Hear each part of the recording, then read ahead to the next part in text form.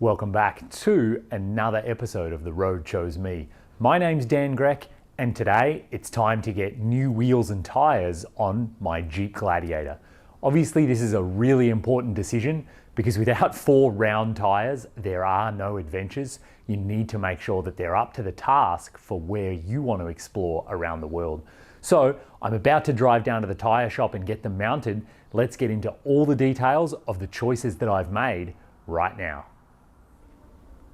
Wheel and tyre choice is such an important consideration when it comes to an overland vehicle, and my friend Dean Shirley from East Coast Overland Adventures, he gives the best talk on this at Overland Expo that I've ever heard, and his catchphrase that I'm going to steal from him is that quality is much more important than size. So I see it all the time online. People just are obsessed. What size tyre are you running? It's the golden question.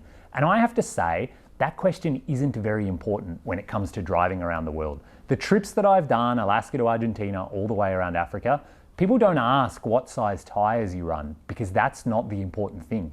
People ask, what brand of tire are you running? What make of tire are you running? Because if you're running cheap store-bought ones, which is actually what I did from Alaska to Argentina, you're gonna have a lot of problems. I had 16 flat tires on that trip. Those tires were just cheap and they weren't up to the challenge. Versus these days, I'm running really high quality Yokohama tires, and I've never had a flat tire with these in all my thousands of miles exploring North America. So the quality of the tire is the first thing that you should consider, and I'm a huge advocate of high quality brand name tires. That's way more important than what size of tire you're actually running. Most of you probably know, for my Africa expedition, I chose to run steel wheels. And that's what I've decided to do again here on the Gladiator that I'll drive around Australia. But something you really have to think about if you want to take your overlanding global is the laws and the rules in specific countries. So here in Australia, they are extremely strict about tires that stick out past the guards width-wise. And given that I'm going to be driving to every state in the country, I'm going to go to all the capital cities, my vehicle is highly visible, the chances of me getting pulled over and getting what we call a canary, which basically is a sticker on your vehicle that says it's illegal and you can't drive it that way, the chances of that are really high if I have big wide tires. So here in Australia, or if you're thinking about going to Europe, you just can't have tires that are that wide. You're going to run into problems. And for me, I want to enjoy my trip. I don't want to be arguing with police every 10 days. So for me, tires that stay inside the guards are really important. And so that's part of the reason I chose to run these wheels. They have the same offset as the stock wheels that came on the Rubicon. So that means the tires are actually inside the guards. So I've done a whole video previously about the size of tires that I think makes sense to run when you're going on a massive overland trip. And in North America, 37-inch tires, they're really common. But here in Australia, to run tires that big would require getting this vehicle engineered, which costs thousands of dollars. And it's just not something I'm interested in. You're also going to have a lot of trouble with the police who will pull you over all the time. They'll want to see your permits.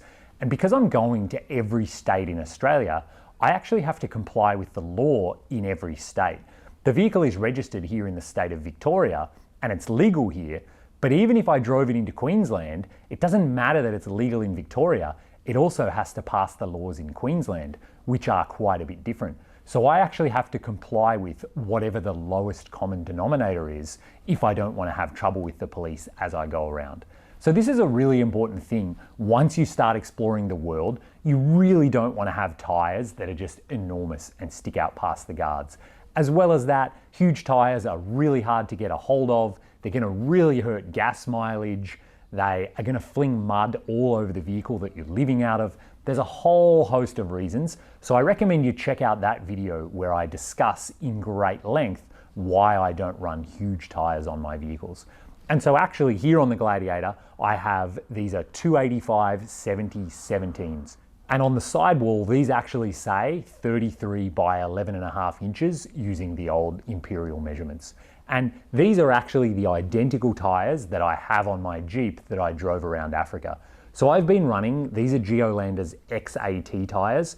I've been running these for about 30,000 miles now. I drove all the way up to the Arctic Circle with them, explored a ton. I crossed North America 5 or 6 times in 2019 with these tires, and they have been fantastic at everything I've thrown at them.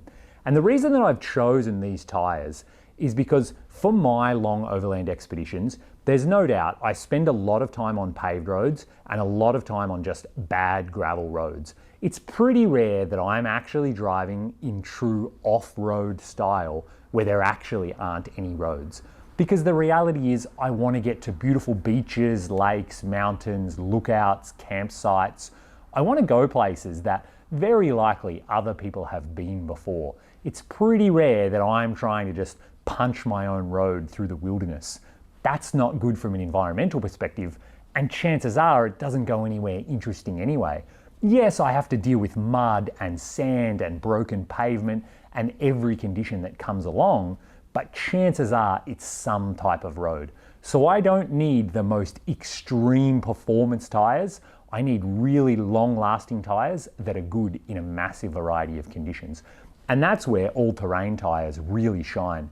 They're not brilliant at anything, they're extremely good at everything. So instead of being the master of one trade, they're the jack of all trades, which is the definition of a long-term overland expedition. And these XATs that Yokohama have brought to market relatively recently, they're really great because they're extremely tough. So these are a 3-ply construction, and in the US, they actually have a 45,000 mile tread warranty. Here in Australia, they have a replacement policy based on the amount of tread wear you have. If you get damage to the tire, they'll replace the tire or give you a heavy discount on a replacement if your tires are quite worn down. But that just goes to show they've engineered and designed these things to be really, really strong. And part of the goal here for my trip is I'm only going to use this one set of tires to explore all of Australia.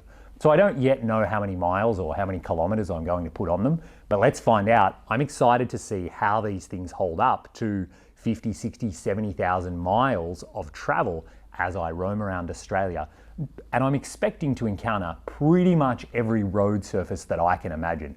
There'll be days where I'm blasting over sand dunes, driving on the beach. Of course, there'll be tons of gravel and dirt. There'll be lots of mud and deep river crossings up in Cape York, and pretty much everything in between and stuff that I can't even imagine. So it'll be really interesting to see how these tires hold up, and I'm confident that the XAT is a really great choice. In terms of the wheels that I've chosen, again, it's really important to think about if your wheels are going to stick outside the guards. And most aftermarket wheels these days, they're designed for 35s or 37s, which means they're a 12.5-inch wide tire, which means the wheels have an offset that push them further out from the center of the vehicle. And in fact, they push them so far out that they'll be outside the guards. Not only is that illegal and you're going to run into tons of trouble with the law, it also means you're going to throw mud down the side of the vehicle. It also means you're going to be putting more wear and tear on your suspension, on your ball joints, on your axle shafts, all of that kind of stuff, which are all negatives for a long-term overland trip.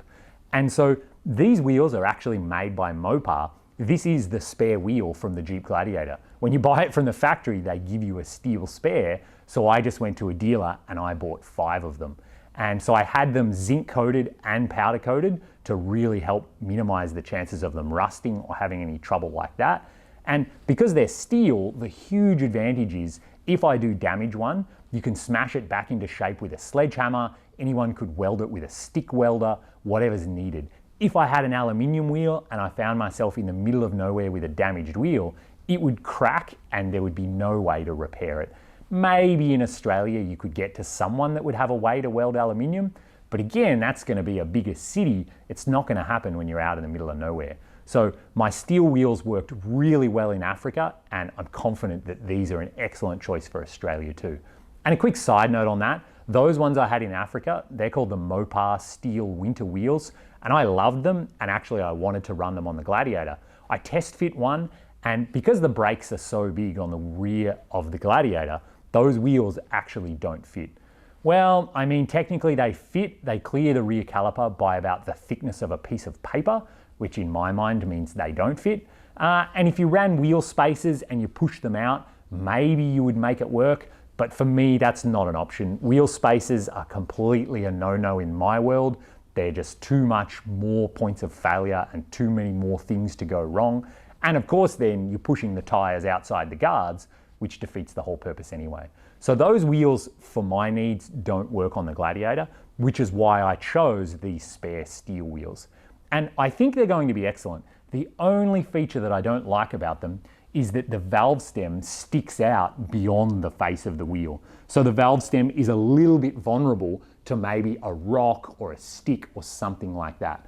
Versus those Mopar steel wheels, the valve stem was completely below the face of the wheel. It was utterly impossible for it to get damaged. So I'm interested to see if that does cause me a problem as I move around Australia. And hopefully the aftermarket is going to come up with wheels that are more in this style. Steel, protect the valve stem, and keep the offset reasonable so that you're not just pushing them way outside the guards.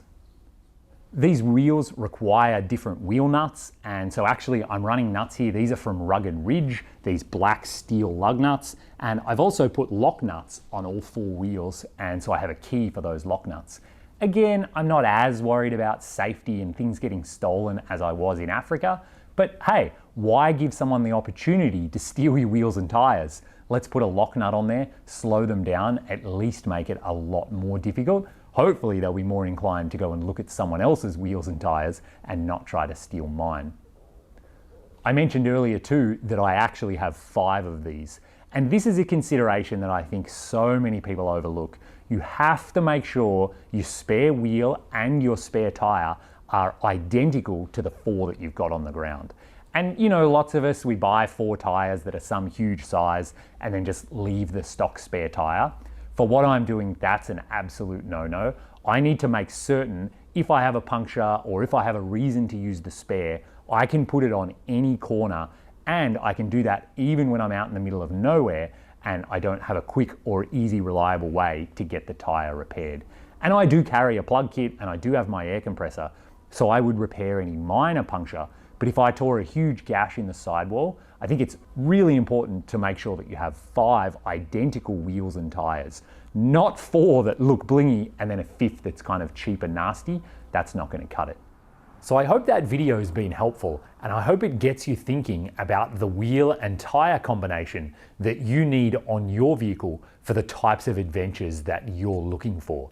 And yes, if you want to head to the off-road park on the weekend and that's what your vehicle is designed and built for, by all means, get 37-inch mud terrain tires. Heck, go up to 40-inch tires if you can do that where you live, and that's what your vehicle is for. But on the other hand, if you're more like me and you're interested in long-term travel, you want to go exploring all the way up to Alaska, maybe you're going to tackle the Pan American Highway, think long and hard about those 37-inch tires. They're not going to meet your needs for what you're looking to do. And remember that so much of our global overlanding is actually on paved roads or just pretty decent gravel roads. So huge mud terrain tires, they're not actually the best choice for that kind of trip. So if the video has been helpful, please do hit the thumbs up button, subscribe to the channel. There's still tons more to come on the build of my Gladiator. And of course, lots of behind the scenes content and early access over on Patreon. So there's a link in the description and you can learn more about the support tiers and the specific perks and rewards that you get at each different support level. So a huge thanks to those people on Patreon who are helping me get on the road and bring this content to you and have adventures hopefully coming soon over here in Australia once we get out of our COVID lockdown. So thanks very much again for watching. Stay safe out there, and maybe I'll bump into you on the road.